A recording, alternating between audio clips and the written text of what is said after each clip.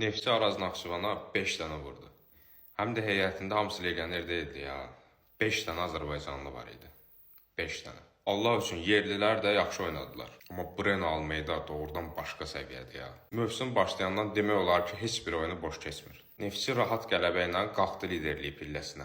Araz Naxçıvanı da keçən tur demişdim ki, bunlardan komanda olmaz. Turanın oyununda epizodu gördünüz. Top qapının içərisinə girib, nə hakim görür, nə yan xətt hakimi, nə də var müdaxilə edir. Sabah ətraflı danışacağıq. Biraz üzü qəribə etmək istəyirəm. Man United elədilər, vay United. Heyətləri pis deyil, heç Michael Carrick də pis baş məşqçi deyil. Yanvardan maya qədər rekord xal yığmışdılar. Amma digər ki, gəldilər uduzdular Acunun komandasına.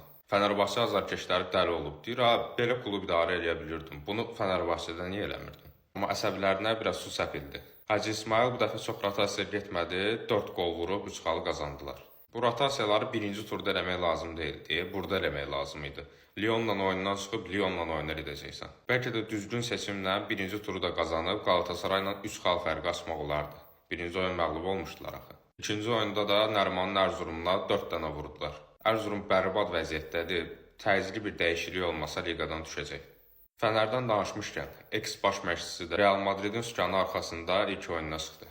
Biraz çətinlik çəkdilər, amma 90-cı dəqiqədə SP bunları ipdən aldı. Son dəqiqə qolu başqa oyunda da oldu, həm də düz 98-ci dəqiqədə penaltilə. Liverpool qardaşlarına oxşamadı, heç olmasa bir xalı götürüb davam elədi.